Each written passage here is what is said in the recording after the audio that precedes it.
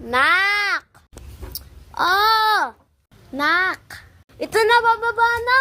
Ano ba naman kasi yan eh? Oh! Ay, nandyan ka na pala. Ano ba yun? Kunin mo yung timba sa taas. Ay, mali pala.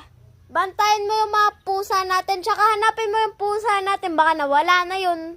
Ano naman yan? Nasa taas na ako, doon sa taas nyo na lang ako pinababa. Ano ba naman yan? Sinasagot mo na ako. Kami ng mga kabataan, kami tumatawid pa kami ng bundok. Tapos, alam ko na yan. Tapos, ano pa? Yung baon nyo 1 pesos lang. Tapos, bumibili pa kayo ng biskuit tsaka juice. Wala akong paka doon. Panahon nyo yun. Ito na, kukunin na. Ito, nakuha ko na. Si mama naman. Buti ang ganda ng kwarto ko. Tulog na, bebe ko.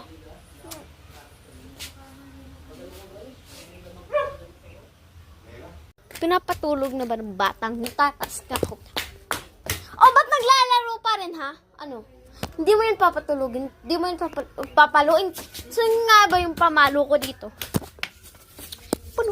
Papaluin. O, anong mangyari dyan? Naputulan na paa? Sige, aayusin natin yan. O, anong nangyari sa'yo? Naputulan ka ng paa? Diyos ko.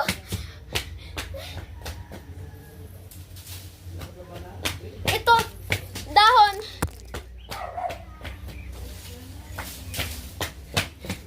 Dahon. Ano ba naman yan? Ito na.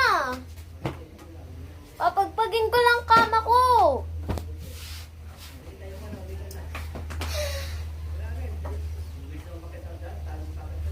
Ano ba naman yun? Nagwawalis pa rin hanggang ngayon.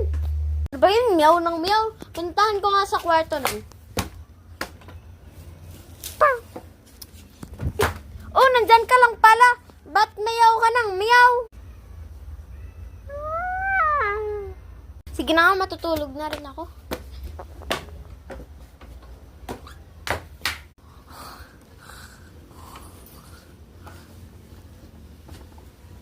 Ito na, pahiran mo ng Luya Bixi ang putol ng paa mo. Ayan, mawawala rin yan.